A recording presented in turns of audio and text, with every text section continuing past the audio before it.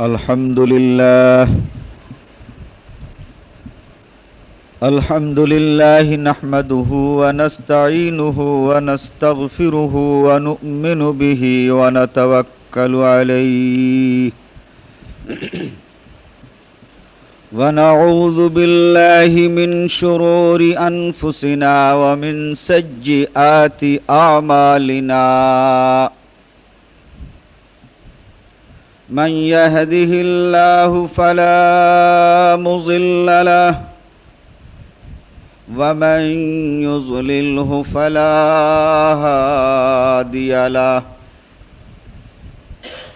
ونشهد أن لا إله إلا الله وحده لا شريك له ونشهد أن محمدًا عبده ورسوله أما بعد فإن خير الحديث كتاب الله وخير الهدي هدي محمد صلى الله عليه وسلم وشر الأمور محدثاتها وكل محدثة بدعة وكل بدعة ضلالة وكل ضلالة في النار أعوذ بالله من الشيطان الرجيم بسم الله الرحمن الرحيم عالم الغيب فلا يظهر على عبده أحدا عالم الغيب فلا يظهر على غيبه أحدا إلا من ارتضى من رسول আল্লাহ রাব্বুল আলামিনের লাখ লাখ শুকর আজকার এই জুমাতে আমরা শরীক হতে পেরেছি। নবী মুহাম্মদুর রাসূলুল্লাহ সাল্লাল্লাহু আলাইহি ওয়াসাল্লামের উপরে লাখো সালাত সালাম, যার প্রদর্শিত পথ পেয়ে আমরা ন্যায় এবং সত্যকে জানতে বুঝতে পেরেছি, অবলম্বন করার তৌফিক পেয়েছি। আজকার খুতবা রসুল সাল্লাল্লাহু আলাইহি ওয়াসাল্লামের ভবিষ্যৎ আশঙ্কার বিষয়। রসুল সাল্লাল্লাহু আলাইহি ওয়াসাল্লাম উম্মতের জন্যে ভবিষ্যতে সাবধান হওয়ার উদ্দেশ্যে যে কথাগুলো বলেছেন, সে কথাগুলোর মধ্যে থেকে তিনটি বিষয় আজকে এই খুতবাতে ইনশাআল্লাহ উল্লেখ করব। এর পূর্বে ভবিষ্যৎ সম্পর্কে একটু কথা স্পষ্ট হওয়া একান্ত অপরিহার্য। ভবিষ্যতের খবর কেউ জানে না একমাত্র আল্লাহ ছাড়া। আলিমুল গায়েব, গায়েবের ইলম, জ্ঞান একমাত্র আল্লাহই জানেন। ফালা ইউযহিরু আলা গায়বিহি আহাদা, গায়েবের এই কথা আল্লাহ রাব্বুল আলামিন তার রসুলের মধ্যে যাকে যতটুকু অভিহিত করেছেন তিনি ততটুকুই জানেন। ইল্লা মানির তাজামির রসুল,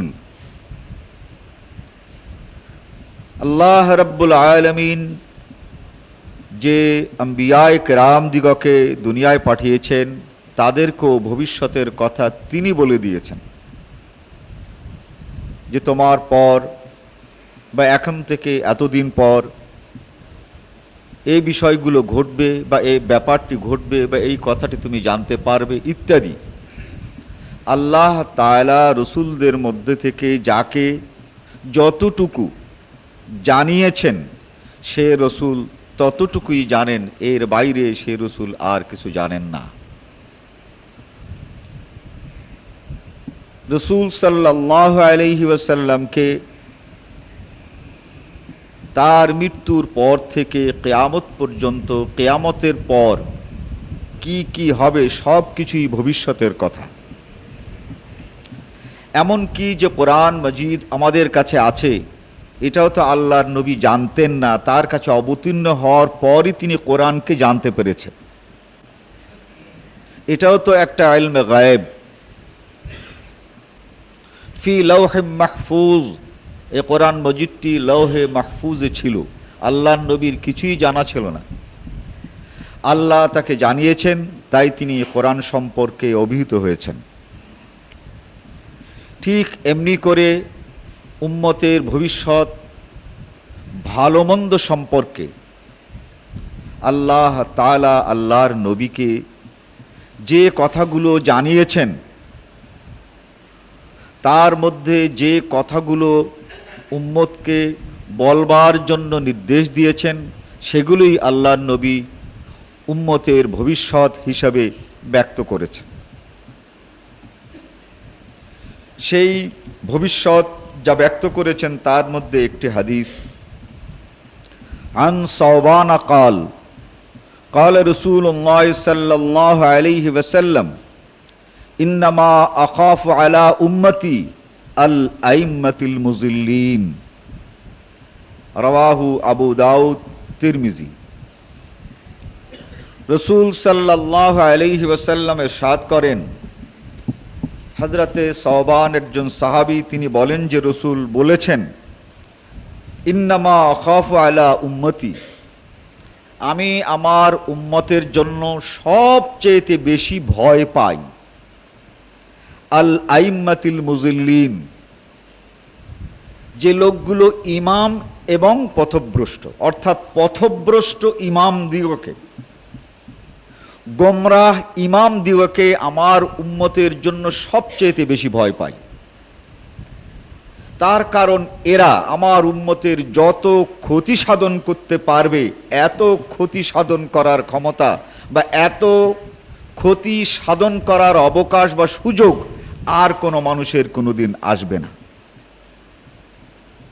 ইন্নী আখাফু আলা আইম্মাতিল মুজিল্লিন। আল্লাহর রসুল এর পরে ইরশাদ করেন, এদের কর্মকাণ্ডে কোনোদিন যদি মুসলিম জাতির মধ্যে একবার অস্ত্র এসে যায়,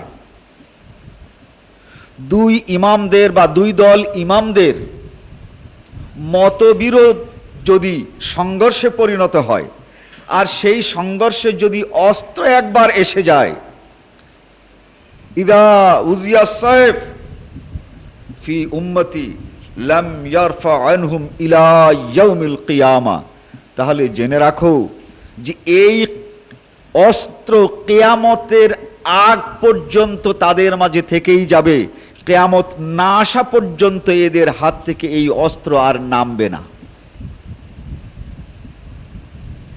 আর এই অস্ত্র আসবার কারণ হচ্ছে আমার উম্মতের মধ্যে আল আইম্মাতিল মুজিল্লিন, পথভ্রষ্ট ইমামরাই উম্মতকে ধ্বংস করার জন্য এই অস্ত্রের আমদানি করবে। এই হাদিসটি মাদ্রাসার পাঠ্য কিতাবগুলোর কোনোটায় তর্জমা হয়নি। মাওলানা নূর মোহাম্মদ আজমি তিনি যে মেশকাতের অনুবাদ করেছেন, সেই মেশকাতের 5661 নম্বর হাদিস, খণ্ড নম্বর হচ্ছে 9 নম্বর খণ্ড, 5661 নম্বর হাদিস, আর হাদিসটি সহিহ। এখন এর মোকাবেলায় কি করণীয় আছে? আহলে হাদিস আন্দোলন কি ও কেন, আমার ছোট্ট পুস্তকে এই ইমামদের ঝগড়ার জন্য মুসলমানদের মধ্যে কত প্রাণ, কত মানুষ মারা গেছে, এর একটি ঐতিহাসিক চিত্র আমি মোটামুটি তুলে ধরেছি। ইমাম আর ইমামদের মাঝে সংঘর্ষের জন্য প্রায় 1,40,00,000 লোক মারা গেছে। 656 হিজরি থেকে 7 থেকে 7.5 হিজরি পর্যন্ত। আর এর কারণই ছিল একদল পথভ্রষ্ট ইমাম। এর সূত্রপাত হয়েছিল জোরে আমিন বলা যাবে কি যাবে না বাগদাদে। জোরে আমিন বলা মদিনা মুনব্বরা হতে চালু হয়ে আসছিল। বাগদাদে একদল ইমামরা বললেন যে এই জোরে আমিন বলার দরকার নাই। যারা জোরে আমিন বলেন তারা বলতে লাগলেন যে শোনো, আল্লাহর নবী ইরশাদ করেছেন আমার উম্মতের মধ্যে, আমার এই জাতির মধ্যে সদ্য বেশি ইহুদি যারা, তারাই জোরে আমিন বলতে মানুষকে বাধা দেয়, অতএব তোমরা ইহুদি। এ কথা বললে তো ওরাও চুপ করে থাকে না।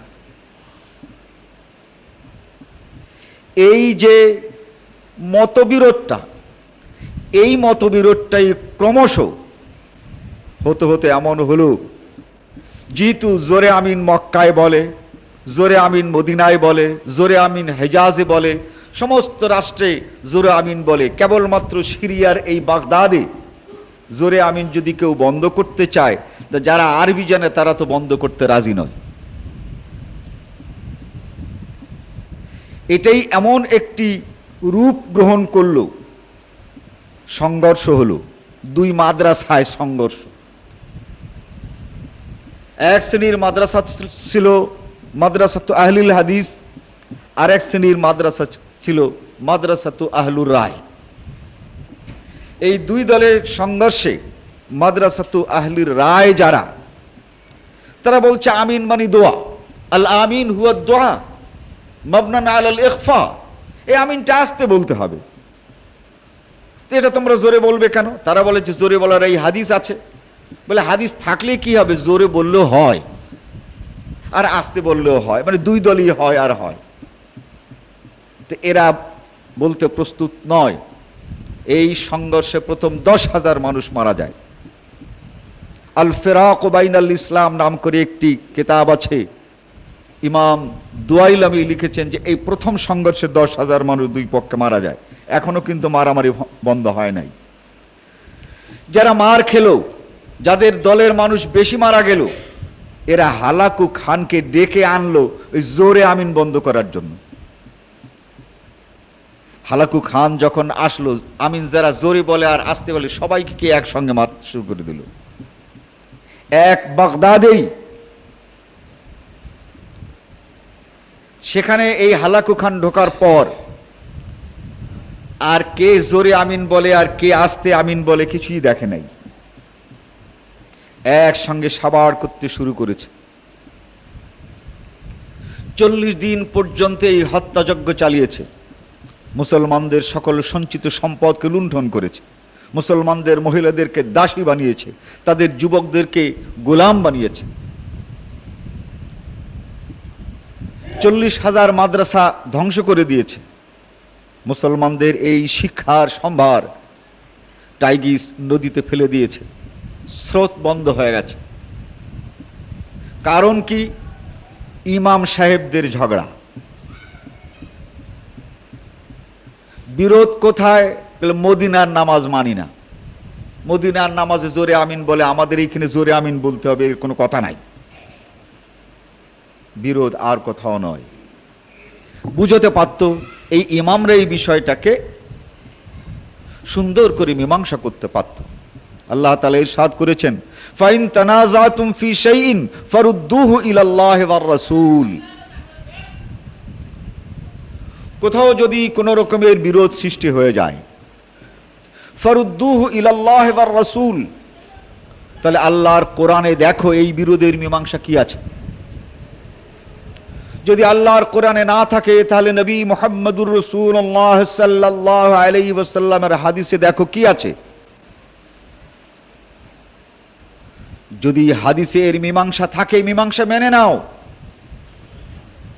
যদি না থাকে কোরআন এবং হাদিসে তোমাদের এই ঝগড়ার কোনো মীমাংসা যদি না থাকে, তো জেনে নাও এটা কোরআন হাদিস নয়, এটা ধর্মীয় ব্যাপার নয়। বিষয়টি কোরআনে নেই, বিষয়টি হাদিসেও নেই, তাহলে এটা কোরআন হাদিসের ব্যাপার না, এটা ইসলামের কোনো ব্যাপার না, দ্বীনের কোনো বিষয় না।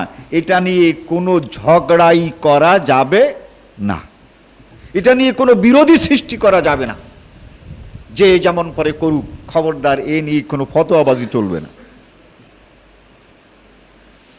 কিন্তু তা না করে প্রত্যেকেই নিজের জায়গায় নিজের মতো বলতে শুরু করে দিলে অবশ্যই এখানে গোলযোগ সৃষ্টি হবেই। তাই আল্লাহ নবী ইরশাদ করেছেন, ইন্নামা আখাফু আলা আইম্মাতিল মুজিল্লিন, এই ইমামরাই উম্মতকে পথভ্রষ্ট করে, তার কারণ তারা আগে পথভ্রষ্ট হয়ে রয়েছে। আজকে এই ইমাম যারা আছে, যারা কোরআন এবং সুন্নাহকে অনুসরণ করে, তাদের দায়িত্ব আছে। যদি বলেন দায়িত্ব নাই, তাহলে এটা তো মেনে নেওয়া যায় না। খালিশপুরে যখন গন্ডগোল হলো, এই গন্ডগোল বাঁধালো এক ইমাম, সেটি ইমামের দল, খুলনা ইমাম পরিষদ। যে বইটাকে নিয়ে তারা গন্ডগোল সৃষ্টি করেছে, 1995 সনে এই বইটা প্রথম লেখা হয়েছে এবং তখন 10,000 কপি প্রথমটায় বিনামূল্যে বিতরণ করা হয়েছে। ভূমিকার শেষ কথাটি আছে, যদি কেউ আমাদের এই বইয়ের বক্তব্যে কোনো দ্বিমত পোষণ করেন, মেহেরবানি করে আমাদেরকে লিখিতভাবে জানাবেন। আপনাদের এই সুচিন্তিত অভিমত দ্বারা আমরা উপকৃত হব। কই ইমাম সাহেবরা কেউ তো আসেন নাই। এরপরে দ্বিতীয় সংস্করণে তৃতীয় পৃষ্ঠায় পাবেন, বলা হয়েছে কোরআন এবং হাদিসে কোনো আলেম ব্যক্তি যদি এই বইয়ের লেখায় কোনো জায়গাতে দ্বিমত পোষণ করেন, তাহলে দলিলের সঙ্গে লিখে জানাবেন, ইনশাআল্লাহ আমরা আগামী সংস্করণে আপনাদের এই সাজেশনগুলো, আপনাদের সংশোধনীগুলো আমরা ছেপে দেব। বইটাতে তো লেখা আছে। সাধারণ মানুষ আসে নাই, আসছে কারা? খুলনার ইমাম পরিষদ। তাহলে আসবার কারণটা কি? কারণটাই হচ্ছে এই বিভ্রান্তি, একটি বই সম্পর্কে সাধারণ কাণ্ডজ্ঞান না থাকা, আর দ্বিতীয় হচ্ছে জেনে বুঝে তারপরে কিছু করা। যা হোক, কারা এই উস্কানি দিয়েছিল? তারা কিন্তু এই ইমামরা ছিলেন। কিন্তু যে সকল ইমাম সাহেবরা এ দেশের বিভিন্ন আহলে হাদিস মসজিদে আছে, আমার মনে হয় তারাও কোনো দল আমাদের এই মসজিদে এসে আপনাদেরকে সান্ত্বনা দিতে এসেছে, আমার মনে হয় না। বাংলাদেশে যে মসজিদগুলো আছে, যে মসজিদগুলোতে আহলে হাদিসদের ইমাম সাহেবরা নামাজ পড়ান, তারা কি আমাদের কাছে এসে আমাদেরকে কোনো সান্ত্বনা দিয়েছে?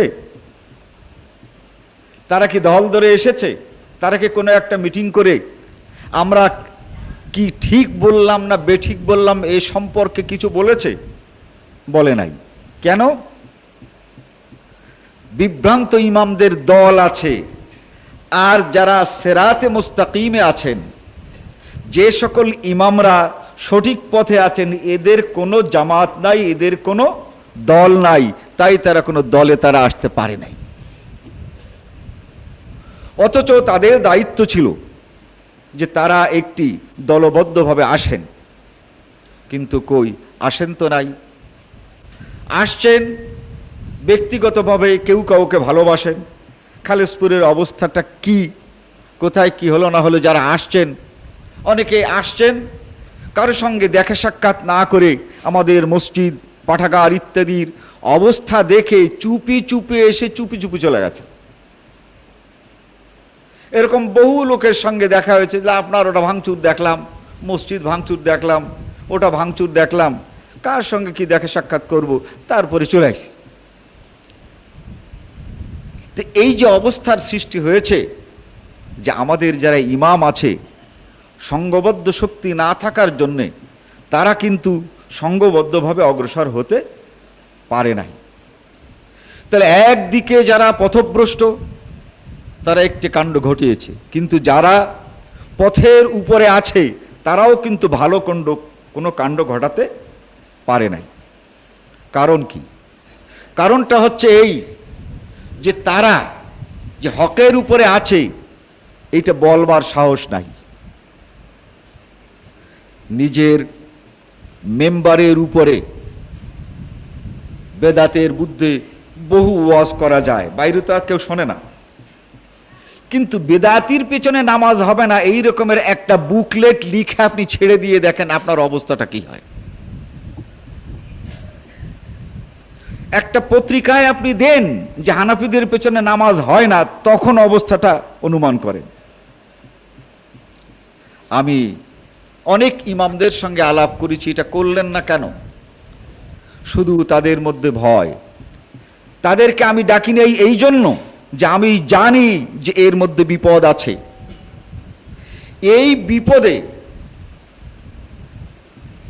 তারা কতটা টিকে থাকতে পারবে এটা আমি সন্দেহ করেছি। ভিতরে ভিতরে বোঝে, আভ্যন্তরীণভাবে বোঝে, মানসিক দিক থেকে বোঝে, কিন্তু প্রকাশ্যে বলতে পারে না। এই সকল লোকদেরকে নিয়ে যদি আমরা কোনো সংঘবদ্ধ আন্দোলন করি তাহলে একমাত্র দেখবেন যে আপনি দাঁড়িয়ে আছেন আর পেছনে কেউ নাই। তখন আমাদের সবচেয়ে শেষ যে ব্যক্তিও থাকবে সে তো ওই দাঁড়িয়ে দাঁড়িয়ে থেকেই শেষ হয়ে গেল, তার কাছ থেকে তার আমরা কিছু পাইলাম না। একটি দৃষ্টান্ত দেই। একটি বই প্রকাশ হয়েছে যার নাম সালাতুর রসুল। বইটির নাম সালাতুর রসুল। এই বইয়ের মধ্যে স্পষ্ট করে লেখা হয়েছে ফাসিক ও বিদআতির পিছনে নামাজ পড়া জায়েজ আছে, লেখা হলো প্রথম সংস্করণে। কিন্তু অতি সাম্প্রতিক ফের আবার এই সালাতুর রসুল ছাপা হয়েছে, এর ভিতরে এই চ্যাপ্টারটাই তুলে দিছে। তার মানে আমাদের মার খাওয়ার পর এখন ওনার সাহস হয়েছে। এই সালাতুর রসুলের লেখক এই সমাজে আহলে হাদিস আন্দোলনের একজন শ্রেষ্ঠ নেতা। এই সালাতুর রসুল প্রথমে দিলেন ফাসিক ও বিদআতির পেছনে নামাজ বলে জায়েজ করে দিলেন, কিন্তু এই দ্বিতীয় যে সংস্করণ বের করেছেন এইখান থেকে ওটা নাই। এখন কিছুটা সাহস হয়েছে। ও যদি মার খেয়ে এ পর্যন্ত বেঁচে থাকতে পারে, খালিশপুরের জামাত যদি এখনো থাকে, তাহলে বোধ হয় আমরা যদি নামাজকে নাজায়েজ করি তাহলে একেবারে উৎখাত হয়ে যাব না।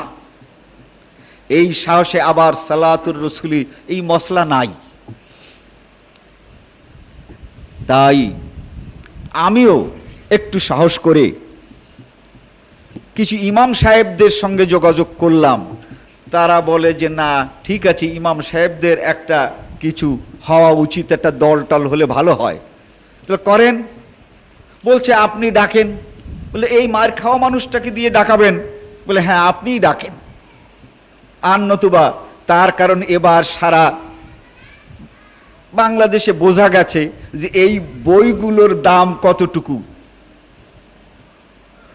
আমি আরেকটা দৃষ্টান্ত দিচ্ছি যে আমি যখন শিক্ষক, আমার ভাই একজন শিক্ষক ছিলেন, তার নাম আব্দুল কাদের, মারা গেছেন, পিপুলস স্কুলের শিক্ষক, অনেক ছাত্র তার আছে।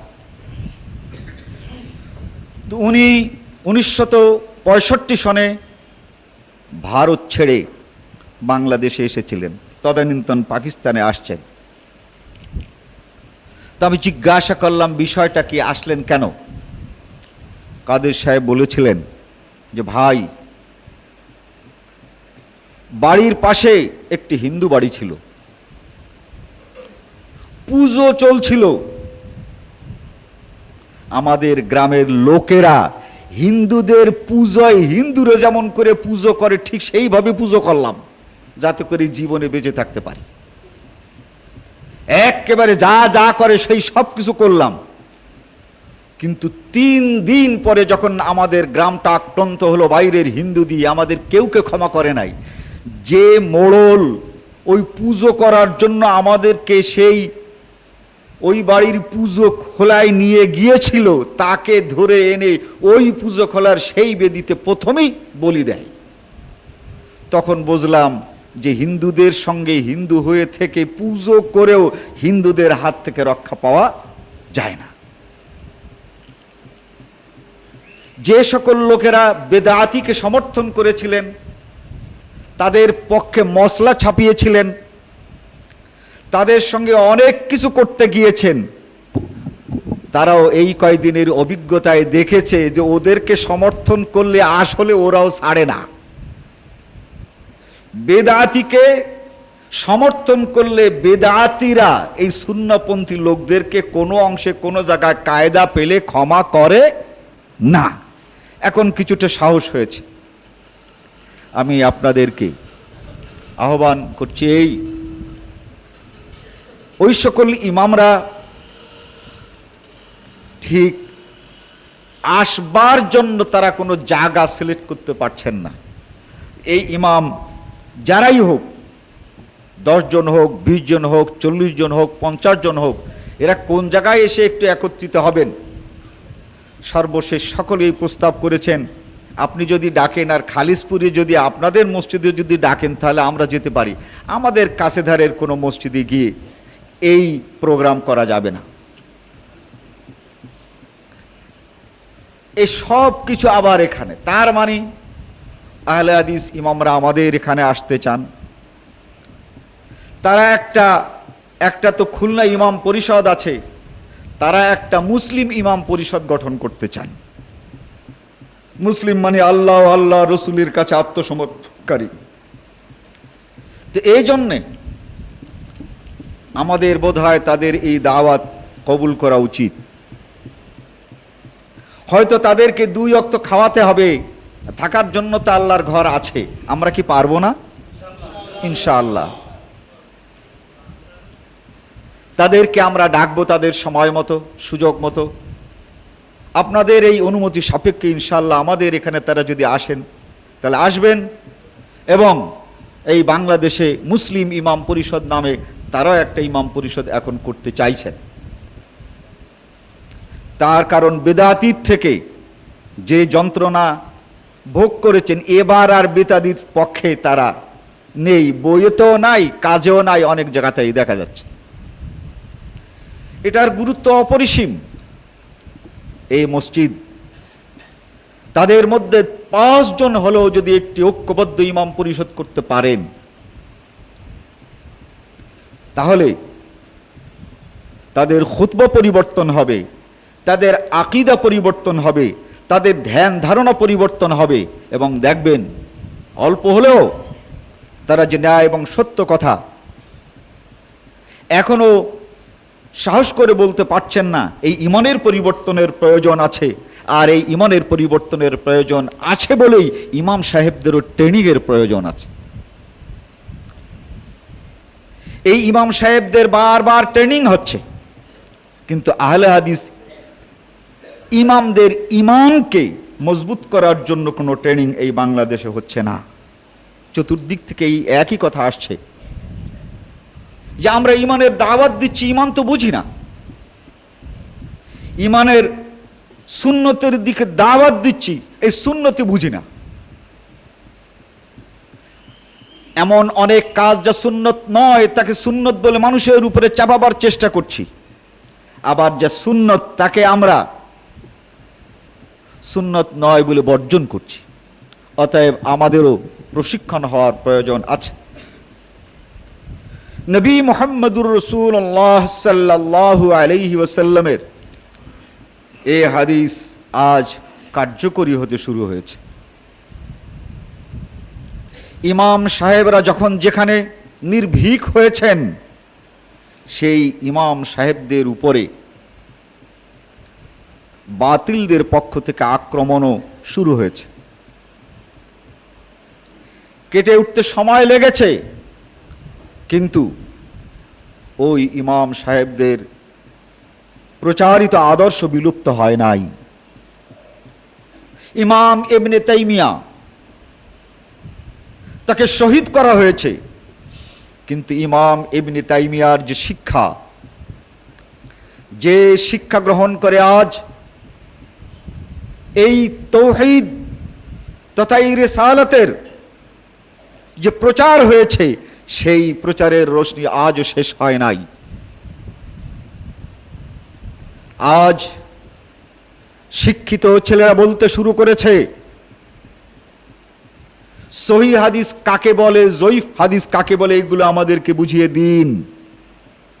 একদিন এমন ছিল, কেউ হাদিসের কথা বললেই তা মেনে নেওয়া হতো, যেটা হাদিস। আজ মানুষ জানতে চায় হাদিস কোনটি সহিহ, কোনটি জাল, কোনটি জয়ীফ।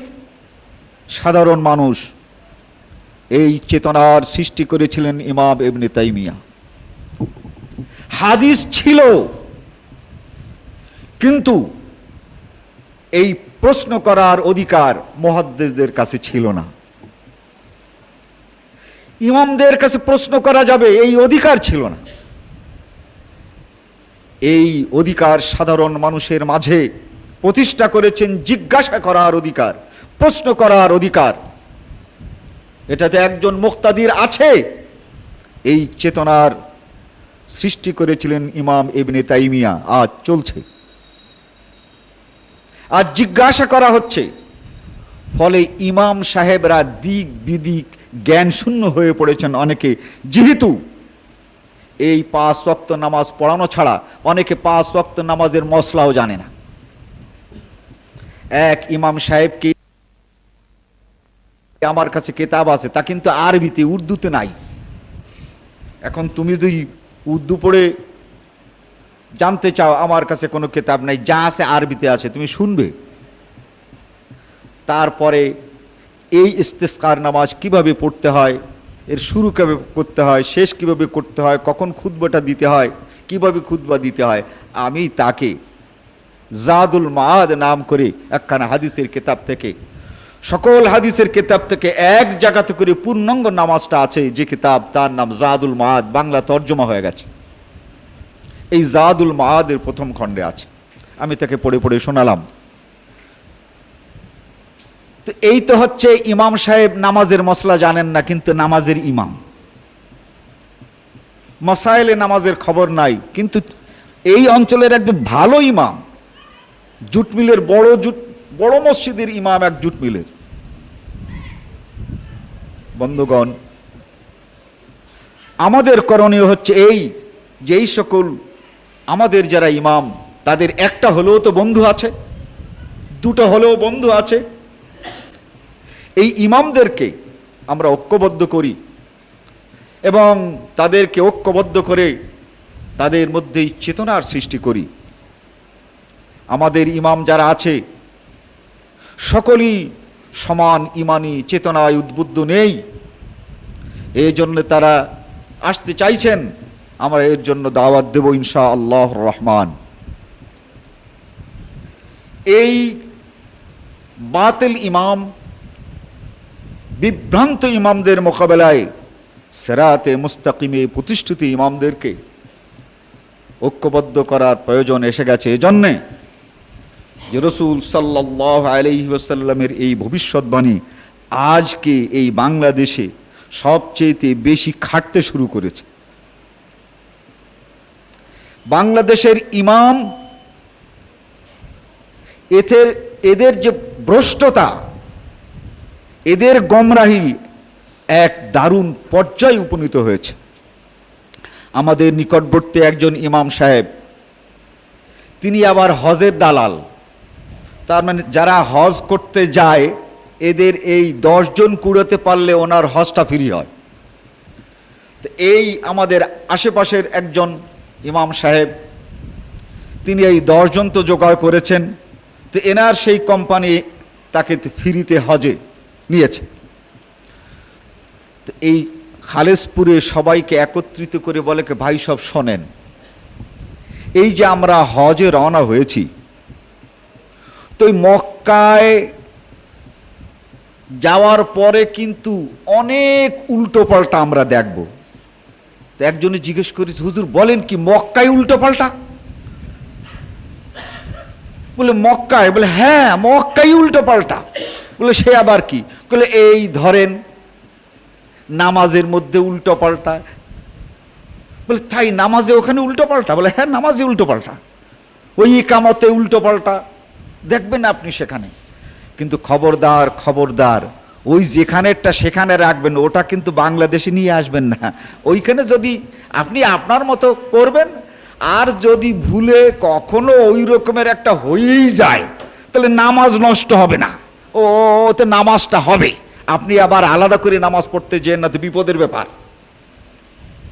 ওই মক্কায় যা দেখবেন, মদিনায় যা দেখবেন, তা কিন্তু বাংলাদেশে নিয়ে আসতে হবে না। আমরা হজ করতে গেছি, হজটা করেই চলে আসবো। একজনে জিজ্ঞাসা করেছেন, হুজুর আপনি যে হজ করবেন আর ওরা যে হজ করবে, তার মধ্যে যদি কোনো উল্টো পাল্টা বেঁধে বসে, তো হজের মধ্যে কি করব? বলে সেও একটা কথা, তবে হ্যাঁ তাই আমার পেছনে পেছনে থাকবেন, আপনি কারো কথা শুনবেন না। ওই লোক ঠিকই উল্টো পাল্টা ওখানে দেখেছে। যখন আরাফায় আজান হলো, বলে হুজুর এ কোন সময়কার আজান? বলে একটা উল্টো পাল্টা আজান। বলে উল্টো পাল্টা কিরকমের? জোহরের আজান তো দিল না। বলে ওরা জোহর আর আসরে একসাথে পড়ে, তাহলে আমরা যে আগে নামাজ পড়লাম জোহরের নামাজ 4 রাকাত, বলে হ্যাঁ আমাদের তো পড়তে হবে। কেন পড়তে হবে? বলে আমরা বাংলাদেশ থেকে এই যে মক্কা শরীফ এসেছিলাম 15 দিনের বেশি থেকেছি, তো 15 দিন থাকলে তো আর মুসাফির থাকে না। আর মক্কা থেকে এই আরাফাত পর্যন্ত সফরের রাস্তা না, 48 মাইল না। অতএব আমাদের পড়তে হবে 4 রাকাত। উনি জিজ্ঞাসা করলেন, হুজুর তো ওই যে ইমাম সাহেব, ওই মসজিদের যে ইমাম সাহেব, ও কি আগের ইমাম সাহেব না নতুন করে আমাদের মতো মুসাফির ইমাম? বলে না উনি আগেরই ইমাম। তাহলে উনি যে এই 2 রাকাত পড়লেন, জোহরের নামাজ 2 রাকাত, আসরের নামাজ 2 রাকাত, আর দুটো যে একসাথে পড়লেন, ওনার নামাজ কি হয়েছে? বলে এই কথাই তো বলছি যে আপনি উল্টো পাল্টা যা দেখেন কিছু করবেন না। বলে এখন যে আজান হলো নামাজ পড়বো না? বলে নামাজ তো আমরা আসরের নামাজ জোহরের নামাজ পড়ে নিছি, আসরের নামাজ কিছু সময় পর আমরা পড়বো। বলে হুজুর এই হজ করতে আপনার সাথে আর থাকতে চাইছিলাম না, কিন্তু উপায় নাই, করবোটা কি? বলি এত বড় জামাত, যে যেখানে আছে সেইখানে দাঁড়িয়ে নামাজ পড়তে পারে, সুন্দর জঙ্গল সৃষ্টি করে দিয়েছে, সব জায়গাতেই মাইক্রোফোন আছে, আপনি ওই জামাতের সঙ্গে শরীক থাকতে পারেন যত দূর হোক। যেহেতু ইজতেমাটা অনেক বড়, আপনার সামনে যদি রাস্তা থেকে থাক, কিন্তু আপনারা যে কয়জন আমরা আছি ওইখানেই আমরা ওই জামাতকে অনুসরণ করতে পারি। কিন্তু এই হজে উল্টো পাল্টা করেছে, আর জীবনে তো কোনোদিন আসবে না হুজুর, আগে নামাজ যা পড়েছি এইবারে আবার পড়ে নেই, যদি না হয় না হবে, কিন্তু আল্লাহু আকবার। তো এ লোক দাঁড়াবার সাথে সাথে আরো অনেক লোক দাঁড়িয়ে কাতার দিয়ে নামাজ পড়েছে, হুজুর একা। তাহলে একবার ওই হুজুর তো আগে জোহরের নামাজ পড়িয়েছে, এবার করবেটা কি? হুজুর এদিক ওদিক তাকিয়ে তারপরে চুপচাপ করে, এটা এই লোকটা নামাজই পড়লো না। এইরকম এক ইমামকে আমার কাছে নিয়ে আসছিল, হুজুর এই সেই হুজুর। তা আমি আর কি বলবো, তাকে বললাম, বলে না আসলে তো আমরা, বুঝেন তো, আমরা তো ওই সফরের মশলা মানিছি। বলে সফরের মশলা আপনার চেয়েতে ওই মসজিদে খায়েফের ইমাম বেশি জানে না কম জানে? ওই মসজিদের ইমামরা জানে না? বলে কি জানি, জানে কি জানে না? বলে ভালো কথা, মানে মক্কা মদিনার মসজিদের ইমাম, আরাফার যিনি ইমামতি করবেন উনি জানেন, আর আমরাই জানি বেশি। তো এই সকল ইমামদের বিভ্রান্তির মোকাবেলায় আমাদের এই ইমাম ছেলেরা, তাদের মোকাবেলায় যে কথাগুলো বলতে হবে, কোরআন এবং হাদিসকে সাজিয়ে তাদের সামনে পেশ করতে হবে। আমাদের যুবকদের সাহস আছে, কিন্তু এই ট্রেনিংয়ের অভাব, এই বলবার এই ট্রেনিংয়ের অভাব। আল্লাহ রাব্বুল আলামিন এই ইমামদেরকে সঙ্গবদ্ধ হওয়ার তৌফিক দেন এবং পারস্পরিক কি কথা তাদের কাছে বলতে হবে, কি কথা তাদের কাছে পেশ করতে হবে, হেদায়েতের কথাটা কোনভাবে পেশ করতে হবে, এইগুলো তাদের মাধ্যমে সব জায়গাতে ছড়ায়। আমরা তাদেরকে ইনশাআল্লাহর রহমান দাওয়াত দেব। আর এই বাতিল তার মোকাবেলায় হক ইমামদের একটি সংগঠন আল্লাহ চায় কায়েম হোক। তাতে আমাদের যার যতখানি সাহায্যের প্রয়োজন সময় আসলে পরে আগে থেকেই জানিয়ে দিলাম যে আল্লাহ তাআলা আমাদের সেই তৌফিক দিক যাতে করে আমরা তাদেরকে সঙ্গবদ্ধ করতে সকল রকমের সহযোগিতা দান করতে পারি। বারাকাল্লাহু লানা ওয়া লাকুম।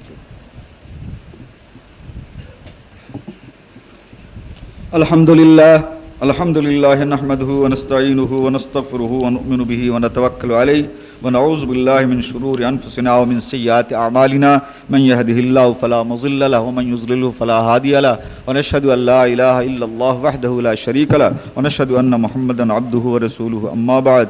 আউযু বিল্লাহি মিনাশ শাইতানির রাজীম। বিসমিল্লাহির রহমানির রহিম। ইন্নাল্লাহা ওয়া মালাইকাতাহু ইউসাল্লুনা আলান নবী ইয়া আইয়ুহাল্লাযীনা আমানু সাল্লু আলাইহি ওয়া সাল্লিমু তাসলিমা। আল্লাহুম্মা সাল্লি আলা মুহাম্মাদিন ওয়া আলা আলি মুহাম্মাদিন কামা সাল্লাইতা আলা ইব্রাহিম ওয়া আলা আলি ইব্রাহিম ইন্নাকা হামিদুম মাজিদ। আল্লাহুম্মা বারিক আলা মুহাম্মাদিন ওয়া আলা আলি মুহাম্মাদিন কামা বারাকতা আলা ইব্রাহিম ওয়া আলা আলি ইব্রাহিম ইন্নাকা হামিদুম মাজিদ। কয়েকটা প্রশ্ন। ইসলামী জীবন বিধানে পাগড়ির প্রয়োজনীয়তা কতটুকু? পাগড়ির প্রয়োজনীয়তা একটুও নাই। এজন্য ইসলামের মধ্যে এই পাগড়িটা কোনো সুন্নতি পোশাক নয়।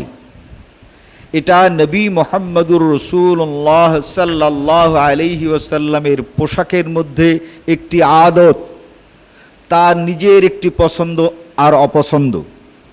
কেউ যদি পাগড়ি পরে নামাজ পড়ে তাহলে একটি নেকিও বেশি হবে না, আর পাগড়ি না পরে যদি কেউ নামাজ পড়ে তাহলে নেকি এই নামাজের সব থেকে একটু নেকিও বাদ যাবে না। এটা রসুলের একটা পছন্দনীয় পোশাক।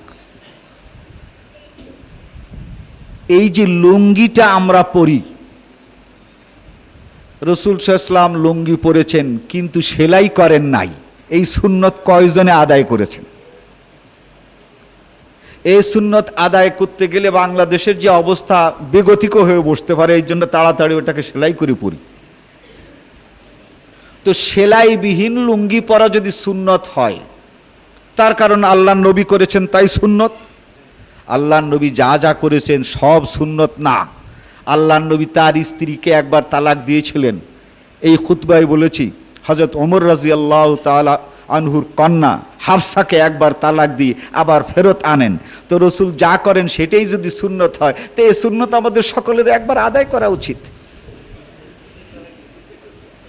অতএব রসুলের জীবনে যা যা তিনি করেছেন এটাও একটি শিক্ষা। তার ভিতরে সুন্নত কোনটা আর সুন্নত কোনটা না, এ না জানার কারণে আমাদের ইমাম সাহেবরা যা সুন্নত না তাও সুন্নত আঁকাই দিয়েছে। আবার যা সুন্নত বলে এটা যদি এখানে বলি তো চাকরি থাকবে না। টুপি মাথায় দিয়ে নামাজ পড়ার কতটুকু গুরুত্ব বহন করে? এই টুপিটা একটি পোশাক। খুযু যিনাতাকুম ইনদা কুল্লি মসজিদ। নামাজের মধ্যে ভালো পোশাক যা আপনার পছন্দ হয়, বিষয়টি ভালো করে মনে রাখতে হবে। আপনার পছন্দনীয় পোশাকের মধ্যে যা আছে নামাজের সময় ব্যবহার করবেন। এখন মনে করেন এখানে আল্লাহ তাআলা টুপি পরতে কাউকে বাধ্য করেন নাই, রাসূল সাল্লাল্লাহু আলাইহি ওয়াসাল্লাম টুপি পরতে কাউকে বাধ্য করেন নাই, তাহলে এটা কিতাবুল লিবাসে নামাজের যে পোশাক আছে তার মধ্যে অবশ্যই টুপিও থাকতো। মকসুদুল মুমিনিন বাদ দেন, ওটা কোনো হাদিসের কিতাব না। বুখারী দেখেন, তিরমিজি দেখেন, মুসলিম দেখেন, এর মধ্যে নাই। যদি কেউ এই টুপিকে ভালো পোশাক ভালো মনে করেন তিনি টুপি পরবেন। যিনি পড়তে চাইবেন না তার উপরে জোর দেওয়ার কিছু নাই। তবে টুপি পরে যদি কেউ নামাজ না পড়ে তাহলে সওয়াব কম হবে না, টুপি পরে যদি কেউ নামাজ পড়ে সওয়াব বেশি হবে না। তার কারণ ভালোভাবে মনে রাখতে হবে যে আল্লাহর নবী এটাকে পড়তে বাধ্য করেন নাই। কিন্তু একটা কথা আছে, আদব কায়দা বলতে তো কিছু আছে ভাই। হাদিসের মধ্যে আছে জুতো পায়ে দিয়ে নামাজ পড়া যায়, এটা হাদিসে আপনারা তর্জমা হয়ে গেছে আবু দাউদ, তার একেবারে প্রথম খণ্ডে পাবেন। কিন্তু জুতো পায়ে দিয়ে নামাজ পড়া যায়, কয়জন যে পড়ছেন তা তো আমার জানা নাই। বরং জুতোটা খুলে হাতে করে কত কায়দা করে এনে এই আশেপাশে রাখা হয়, কিন্তু এই জুতো পরে নামাজ পড়া যায়। ঠিক এইভাবে রসুল সাল্লাল্লাহু আলাইহি ওয়াসাল্লাম কখনো টুপি পরেছেন, কখনো পাগড়ি পরেছেন, কখনো আবার রুমাল পরেছেন। কিন্তু একটি কথা এই, কোনো সাহাবী এ রওয়ায়াত করেন নাই যে অন্যান্য সময় যা হয়েছে তা হয়েছে, কিন্তু নামাজের সময় খালি মাথায় নামাজ পড়েছেন এই ধরনের কোনো হাদিস পাওয়া যায় না। এখানে বহুদিন বলা হয়েছে, তবু আবার বলছি, রসুল সাল্লাল্লাহু আলাইহি ওয়াসাল্লাম নিজে কখনো খালি মাথায় নামাজ পড়েন নাই। এটা যদি রসুলের ব্যক্তিগত ব্যাপার না হতো, কেন তিনি অন্যকে বলেন নাই যখন নামাজ পড়বে তখন মাথায় টুপি দেবে?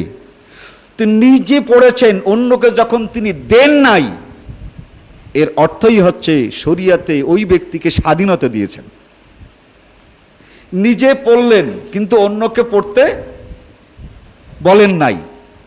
ঠিক এইভাবে যখন পড়তে বলেন নাই, আমাদের বলবার কোনো প্রয়োজন আছে? সুন্নতের দৃষ্টিতে তা হয় না। কিন্তু কেউ যদি দেন তাহলে কখনো তাকে খারাপ বলা যাবে না। যেহেতু রসুল দিয়েছেন তাই দেখা যায় যে অনেকে দেন। যেহেতু রসুল হুকুম করেন নাই তাই আমাদেরকে হুকুম করা যাবে না, নিজেরটা নিজেই পড়া যাবে। দিন 12টার সময় নামাজ পড়ার হাদিস বর্ণনা দিতে বলুন। দিন 12টায় নামাজ মানে পড়াই তো যাবে না। আপনি বুখারী শরীফ কিতাবুল আজান, তার মধ্যে হযরতে ইবনে ওমর রাদিয়াল্লাহু তাআলা আনহুর হাদিস পাবেন যে মাথায় উপরে যখন সূর্য থাকে, দিন 12টা বলতে যদি এটাই বুঝায়, তাহলে সূর্য যখন স্থির হয় তখন নামাজ পড়া যায় না। সূর্য যখন উদিত হতে থাকে তখন নামাজ পড়া যায় না। সূর্য যখন অস্তমিত হতে থাকে তখন নামাজ পড়া যায় না। মাদ্রাসার পাঠ্য মেশকাত শরীফের মধ্যে কোন কোন সময় নামাজ পড়া যায় না তার জন্য আলাদা একটা চ্যাপ্টার আছে, দেখে দিয়ে। মসজিদে কি এমন কবিতা ও গজল পড়া যাবে যা আল্লাহর দিকে ডাকে, নেক আমল করতে আগ্রহ সৃষ্টি করে? যে না ভাই, মসজিদের মধ্যে আল্লাহর নবী কবিতা পাঠ করতে নিষেধ করেছেন। আর রসুলের সময় কবিতা দুই রকমেরই ছিল, ভালোও ছিল আর মন্দও ছিল। আল্লাহর নামে অনেক কবিতা ছিল, রসুলের নামে অনেক কবিতা ছিল, কিন্তু মসজিদের মধ্যে ওই কবিতা, ওই ভালো কবিতাগুলো পাঠ করা হয়েছে এর কোনো নজির নাই। বিখ্যাত কবি হিসাবে খ্যাত সাহাবী হাসান আনহুকে রাসূল সাল্লাল্লাহু আলাইহি ওয়াসাল্লাম কি কখন মসজিদের মিম্বরে দাঁড়িয়ে কবিদের কবিতার উত্তর কবিতা দ্বারা দিতে বলেছেন? এই রকমের কোনো সহিহ মরফু মুত্তাসিল হাদিস নাই। রসুলের একজন কবি ছিলেন, জাহেল কবিরা রসুলের বুদ্ধে, রসুলের স্ত্রীদের বুদ্ধে, মুসলমানদের বুদ্ধে কবিতা লিখত। আর রসুলের সেই কবি তিনি তার উত্তর দিতেন, কিন্তু সেইগুলো মসজিদ কেন, মসজিদের সামনে দাঁড়িয়েও পড়ে পড়ে শুনিয়েছেন এমন কোনো দৃষ্টান্ত পাওয়া যায় না। সেই দিনকার ইতিহাস যদি আমরা দেখি তাহলে দেখা যায় মুশায়রা হতো, কবিদের কবিতা পাঠ হবে এই রকমের একটা অ্যানাউন্সমেন্ট হতো, জায়গার নাম অ্যানাউন্সমেন্ট হতো, কোন জায়গায় কোন কবি এই কবিতা পাঠ করবে সেই জায়গায় সকলে একত্রিত হতো এরপরে ওই কবি নিজের কবিতা পাঠ করতেন। এভাবে রসুলের যে কবি আছে সেই কবি এভাবেই কবিতা পাঠ করতেন। রসুলের সামনে যে কবিতাগুলো পাঠ করা হয়েছিল সেই কবিতাগুলো দিয়ে আলাদা একটি হাদিসের বই আছে। উত্তম কথা কি কবিতা ও গজলের মাধ্যমে বলা যাবে? উত্তম কথা যদি হয় বলা যাবে এই মসজিদ ছাড়া, মসজিদ বাদ দিয়ে স্টেজে বলা যাবে, বলেন, আপত্তি নাই। গজলের মাধ্যমে বলা যাবে, বলুন। না, শুধুমাত্র কথা দ্বারা বলতে হবে, শুধুমাত্র কথা দ্বারাই বলবেন। কবিতায় যদি আপনি বলতে পারেন বলেন। তবে এই পৃথিবীতে যারা আল্লাহর দ্বীন প্রচার করেছেন, আম্বিয়ায়ে কেরাম, নবীরা, তাদের কোনো একটা কবিতা কোনো কেতাবে পেলাম না। দ্বীনের দাওয়াত যারা দিয়েছেন তারা হচ্ছেন আম্বিয়ায়ে কেরাম। এই নবীদের কোনো কবিতার বই নাই, আল্লাহর রসুলের কোনো কবিতার বই নাই। এর দ্বারা বোঝা যায় কবিতা ছাড়া কথা বলাই হচ্ছে দ্বীনের দাওয়াতের জন্য উত্তম পন্থা। এখন কবিতা যদি কেউ বলে, তার মাধ্যমে দ্বীনের দাওয়াত যদি কেউ দেয়, তাহলে এটাকে হারাম বলে অভিহিত করা হয় নাই। তবে এই কথা স্পষ্ট যে রাসূল সাল্লাল্লাহু আলাইহি ওয়াসাল্লাম বলেছেন, কবিতা তোমার ভালো হোক আর মন্দ হোক, এটা মসজিদে করা যাবে না। যেমন বেচা কেনার চেয়েতে ভালো কাজ আর নাই। আল্লাহর নবী ইরশাদ করেন যে ফরিজাতুম বাদাল ফরিজা কাসবুল হালাল, বেচা কেনা করা, কামাই রোজগার করা নামাজ পড়ার পরই ফরজ। আবার বলে দিয়েছেন, খবরদার এই ফরজ কাজটা কিন্তু মসজিদে করা যায় না। এই বেচা কেনা মসজিদে চলবে না, চলবে না, চলবে না। ঠিক এইভাবে আপনার ভালো কবিতা, এর জন্য ওই স্টেজ বেছে নেন, মসজিদের কোনো জায়গাতে এটা করার দরকার নাই। ফাজকুরুনি আযকুরুকুম ওয়াশকুরুলি ওয়ালা তাকফুরুন।